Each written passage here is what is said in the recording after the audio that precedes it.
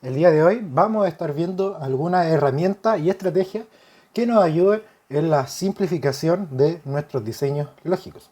A este punto, nosotros ya habremos visto eh, cómo analizar los circuitos lógicos combinacionales y llevarlos a una tabla de verdad. Así también como ya entendemos el proceso inverso de llevar una tabla de verdad al circuito lógico combinacional. Normalmente esto lo hacemos de dos formas: o analizando los unos que tiene la tabla de verdad y obteniendo los mini términos, o por el contrario, analizando los ceros y sacando los maxi términos que tiene la respectiva tabla de verdad. ¿Cuál es el problema con esto? ¿Cuál es el inconveniente que nos genera? Es que en buena parte de los casos no estamos obteniendo una expresión mínima. Y al no estar obteniendo una expresión mínima, nuestro circuito está siendo más grande de lo que debería ser. Estamos ocupando más compuertas, más entradas, etc. ¿Ok?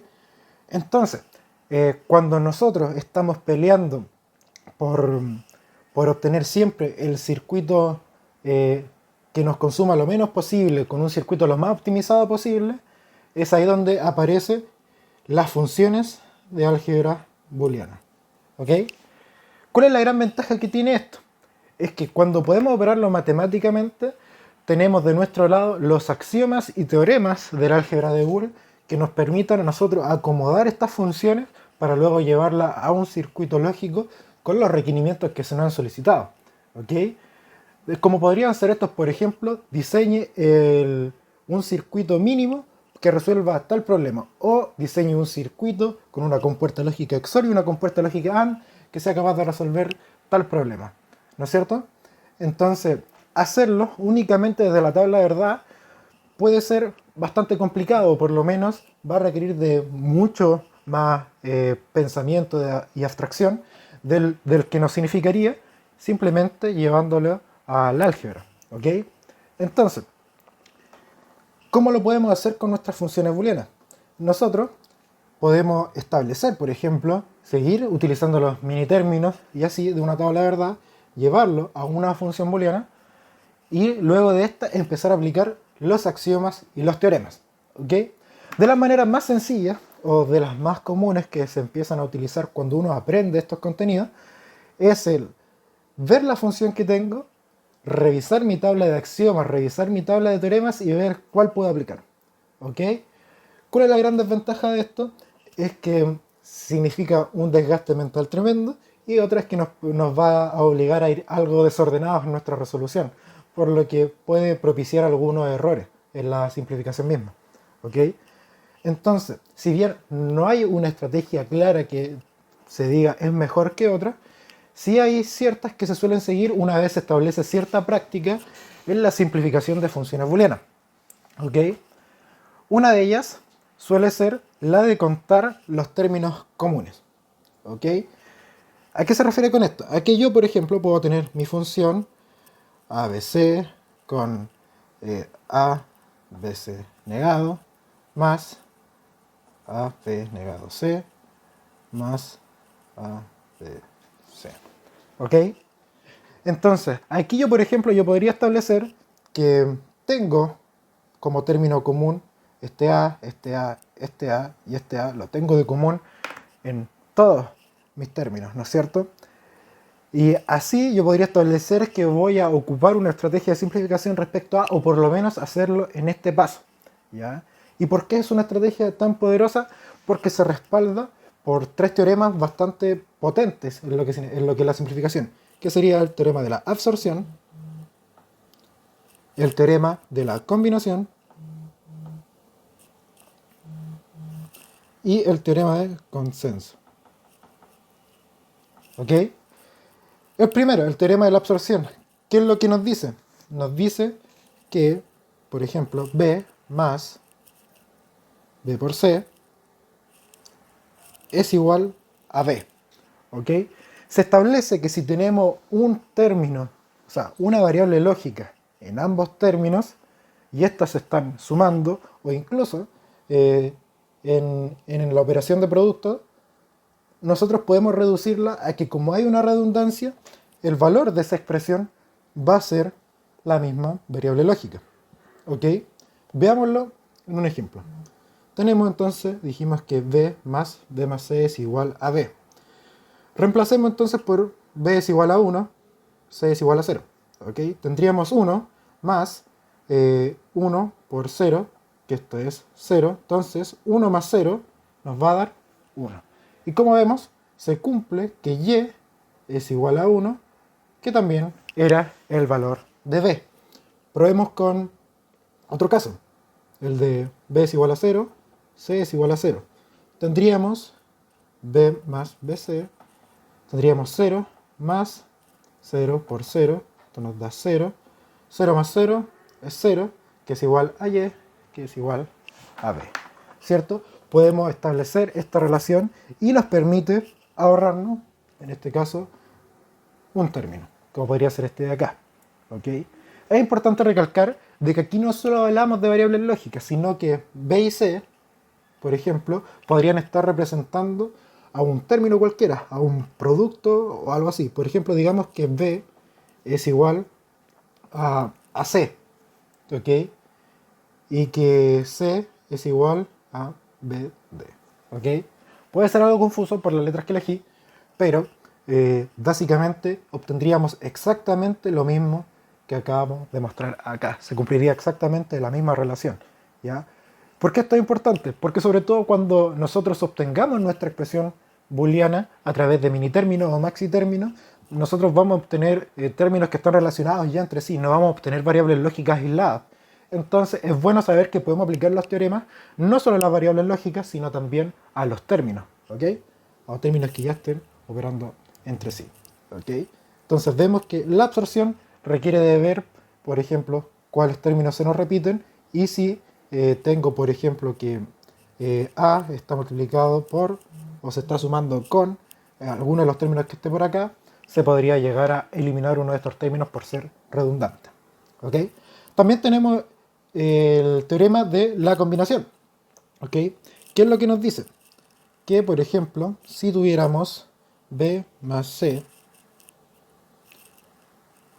o B más C negado, esto sería igual a B. ¿Por qué pasa esto? ¿Ok? Porque acá tenemos que C y C negado aparecen en ambos términos. ¿Ok? Y cuando estamos operando con el complemento de esto, va a pasar una redundancia. ¿Ok? Sería lo mismo que estar multiplicando por 1, si queremos verlo así. Veámoslo con un ejemplo. ¿Ok? Tenemos AC más BD. Tenemos AC más BD negado. ¿Ok? Es importante recalcar que este término de acá es distinto de B y D. ¿Ok? Veámoslo así, con compuerta lógica. Este es este de acá y este de aquí sería igual a esto de acá. ¿Ok? Si bien para ciertos casos pueden llegar a ser lo mismo, me interesa que se aprenda de que cuando hay una operación entre medio, como por ejemplo aquí está el producto, no es lo mismo tener las entradas separadas o tener las variables lógicas separadas, negadas, que tener negada la operación. ¿Ok? Eso es lo importante a destacar. Dicho eso, asignémosle valores. ¿Ok? Por ejemplo, digamos que A vale 1, que C vale 1, B vale 0, D vale 1. ¿Ok? Que esto de nuevo vale 1, y como esto vale 0 y 1, el producto de eso es 0. ¿Ok? Pero como está negado, ahora vale 1. ¿Ok? Y esto nos va a resultar en Y. Así que veamos. 1 por 1 nos va a dar 1, 0 por 1 nos va a dar 0. ¿Ok? Acá tendríamos 1 más 1, y esto es 1 por 1 va a dar 1, que es igual a Y, que es igual a nuestro AC. ¿Ok? Que era lo que estábamos operando como si fuera el B de nuestra teorema. ¿Ok? Analizar es el teorema del consenso. ¿Qué es lo que nos dice? De que si nosotros tenemos una variable cualquiera, y luego en otro tenemos nuestro subcomplemento relacionado con otra variable, y luego están las variables con las que ésta se relaciona en otro término, ¿sí? Que sería el c más d. Lo que nos dice es que este último término, donde están las variables que se relacionan entre sí con nuestro término y su complemento, se puede ir, ¿ok? Es redundante. ¿Por qué pasa esto? Porque al tener aquí nosotros nuestro b y nuestro b negado, estamos diciendo de que cuando este valga 1, este va a valer 0, entonces acá el d se puede ir para la casa y acá esto va a ser irrelevante. Lo mismo para cuando esto sea 0 y esto sea 1, entonces vamos a ocupar d y el c va a ser irrelevante, por lo tanto c más d va a ser irrelevante, ¿ok? Entonces, veámoslo en un ejemplo, ¿ok? Tenemos AC, BD más AC negado, F más BD, F. ¿Ok? Y hay que ver cuánto es esto. Digamos que el producto AC nos da 1, de que BD nos da 1. Como el producto AC nos daba 1, esto nos va a dar 0. ¿Ok? F nos va a dar 1.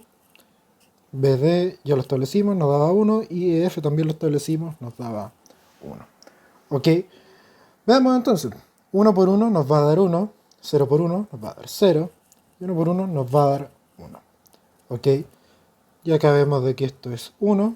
Y es exactamente lo mismo de que si lo hubiéramos hecho de la siguiente manera. ¿Ok? ACBD más ACEF. ¿Ok? Veamos cuánto nos da. Si esto era 1, esto era 1, esto era 0, esto era 1, 1 más 0 es igual a 1, ¿ok? Que es igual a y, que es igual a y, ¿cierto? Son exactamente lo mismo, son equivalentes y el término que señalábamos acá no es más que una redundancia, ¿ok? Y esa es la forma que tenemos de trabajar, o el por qué es interesante establecer cuál es el término que más se repite y trabajar en torno a él como estrategia de simplificación, ¿ok? Pero no es la única estrategia, ¿ok? Hay otra. La estrategia a utilizar es la de visualizar un poquito más, pensar en los pasos que vamos a estar siguiendo, cosa de acomodar nuestra variable como si lo estuviéramos haciendo, ¿no es cierto?, en la matemática de base 10, ¿ok? Veámoslo, por ejemplo, nosotros en casos que hemos visto varias veces, se nos pueden dar situaciones de este tipo, ¿no es cierto? Entonces nosotros vemos de que si hacemos una factorización y tiramos el S hacia acá, nos queda esto acá, nos quedan términos iguales que vamos a poder eliminar y obtener una expresión más sencilla, ¿no es cierto? Algo así, literal, no es posible en el álgebra de Boole, ¿ok? Pero sí podemos apostar por tener una estrategia de más de un paso, ¿ok? Y esto es posible gracias al teorema de idempotencia. Idempotencia a primera vista no parece un teorema bastante fuerte que nos permita hacer simplificaciones de manera rápida, ¿ok? Porque ¿qué es lo que nos dice? Que el producto de una variable por sí mismo no es más que la misma variable, o que la suma de una misma variable no es más que la misma variable, ¿ya? Como bien decía, esto no parece que nos ayude mucho, porque es bastante improbable que en una función no aparezca la misma variable multiplicada por sí misma o sumada por sí misma, ¿ok? Aquí lo interesante es hacer el análisis pensando de que B puede ser cualquier cosa que nosotros establezcamos como el término para ver que se cumple esta estructura. Entonces, por ejemplo, B podría ser igual a AC. Entonces, si tengo AC por AC, yo ya sé que esto va a ser AC, ¿cierto? Eso es lo interesante que nos permite hacer, ¿ok? Y esto ya nos permite trabajar con los minitérminos y maxitérminos, que va a ser una de las maneras más comunes que tenemos de obtener nuestra función booleana, ¿ok? Veámoslo con un ejemplo, ¿cierto? Digamos nos dan la siguiente función, a negado, b negado, a b más a negado b. Y nos están pidiendo que llevemos esta expresión a negado más b, ¿ok? A primera vista parece posible, ¿no es cierto? Porque tenemos las variables, se repiten un par de veces, quizás como su complemento o no, pero algo se debe poder hacer, ¿ok? Entonces, lo primero que podríamos hacer es quizás acomodarlo buscando hacer alguna factorización, ¿no es cierto? Tal cual lo haríamos en la matemática de base 10, ¿no es cierto? Vemos, por ejemplo, acá y acá que se nos repite el término a negado, ¿no es cierto? Entonces podríamos juntarlo y ver qué se nos da, ¿cierto? Entonces tenemos a negado con b negado más a negado con b. Y el AB nos queda acá. ¿Ok? Ya teniéndolo ordenado, sin haber hecho mayor análisis, podemos darnos cuenta de que si factorizamos el A negado, nos estaría quedando una suma de sus complementos, nos estaría quedando B negado más B, que esto no es otra cosa que un 1. Entonces ya habríamos despejado este primer término, ¿no es cierto? ¿Qué es lo que pasa? De que dejaríamos a este otro término de acá, lo dejaríamos aislado sin poder seguirlo trabajando, ¿no es cierto? Pensemos que pudiéramos hacer lo mismo, de que nosotros queremos aislar el B. Podríamos ver entonces de que necesitamos este término también, ¿cierto? Necesitamos que nos quede A negado más A, eso multiplicado por B. Esto sería 1 y nos dejaría el B que necesitamos aquí, ¿ok? Entonces, ¿qué podemos hacer? Tendríamos que elegir con cuál ocuparlo y ver cuál dejamos sin simplificar. No, ¿ya? Porque gracias al teorema de idempotencia podemos añadir de nuevo este término y ocuparlo para hacer la operación que más nos convenga. En este caso nosotros queremos aprovecharnos del teorema de identidad, ¿no es cierto? O sea, ¿cómo se llama? Utilizar el tema de los complementos. ¿Ok? Entonces, resolvamos. Con estos de acá obtendríamos A por B negado más B, y esto más B negado, perdón, B, más A negado y A negado. ¿Ok? Estos sabemos que se van a hacer 1 porque son la suma de los complementos y estaríamos obteniendo la expresión que se nos había dado en un inicio, ¿no es cierto? Que de otra forma es imposible obtenerla. ¿Ok? Entonces aquí notamos realmente el peso que puede llegar a tener idempotencia para la resolución o simplificación de estos sistemas de álgebra de Boole. ¿Ok? Y lo último por ver sería los usos que puede tener el teorema de De Morgan. ¿Ok? De Morgan puede ser algo más complejo quizás de ver, ¿cierto? Podríamos establecerlo de la siguiente forma. De A más B. ¿Ok? O de la misma forma podríamos decir que A más B negado es igual a A negado por B negado. ¿Ok? Aquí es importante recalcar de nuevo lo que ya mencionábamos antes. Esto de acá es distinto a esto de acá, ¿no es cierto? Y podemos ver en cómo esto se llega a traducir en comportar lógica, lo vimos antes. ¿Ok? De Morgan en sí nos permitiría, sobre todo, cumplir los requerimientos de diseño, aparte de poder hacer una simplificación. ¿Ok? Más que nada va en si a mí, por ejemplo, me están solicitando utilizar solo compuertas NAND. Por ejemplo, me están pidiendo utilizar solo compuertas NAND. Tengo que saber que que yo puedo hacer una modificación en mi circuito, en el cómo ya está establecida su función, para que me dé en base a compuertas NAND, ¿no es cierto? Si yo ya estoy operando esto de acá, puedo llegar a tener esto de aquí, ¿ok? Eso es lo interesante de Morgan, ¿ok?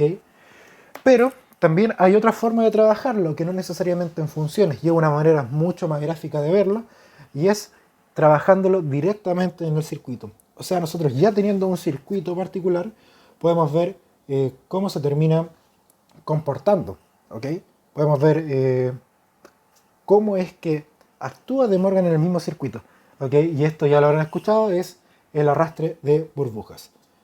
Entonces sabemos que esto de acá no es más que el equivalente a esto de aquí un AND va a ser igual a un OR así. Y que esto de acá no es otra cosa más que esto de acá es igual a esto de aquí. ¿Cierto? Esas son las relaciones que podemos establecer con De Morgan. ¿Ok? ¿Hay alguna estrategia para utilizarlo? No. ¿ya? De Morgan normalmente se utiliza, bien como decía, solo para cumplir requerimientos de diseño. ¿Ok? Entonces suele ser de Morgan que se acumule con la utilización de los teoremas de modo de cumplir requerimientos de diseño. Entonces hagamos un pequeño repaso, ¿cierto? Vimos lo primero de que era cómo ir eliminando términos en función de que se cumpliera cierta estructura en nuestros términos, en nuestras variables lógicas. Vimos cómo podíamos acomodar ciertas variables o ciertos términos, de modo que pudiéramos ocupar algunos de los teoremas que ya teníamos. Y ahora lo que estamos viendo es que si a pesar de hacer la minimización, necesitamos hacer algún cambio drástico en las compuertas que estamos teniendo. Por ejemplo, no sé, si yo quería que esto me diera como un producto de sumas en vez de una suma de productos, digamos, suponiendo que A es igual a C y B es igual a de F, por ejemplo, se pudiera ver así, ¿no es cierto? Se pudiera cumplir. Digamos que el requerimiento de diseño fuera otro, lo puedo llegar a hacer, ¿no es cierto?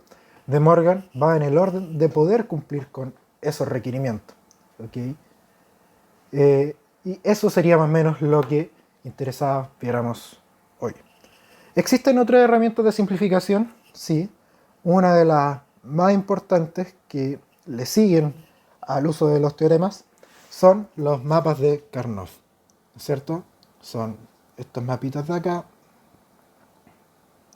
que no nos permiten hacer otra cosa más que hacer una simplificación tan eficiente que podemos obtener la función mínima equivalente sin mayor esfuerzo, ¿ok? Pero tiene distintas desventajas, en especial es que no es muy potente y tiene limitaciones, sobre todo en el número de variables con el que vale la pena trabajar mapas de Karnoff, ¿ok? Pero eso ya, espero lo estemos viendo otro día, así que muchas gracias.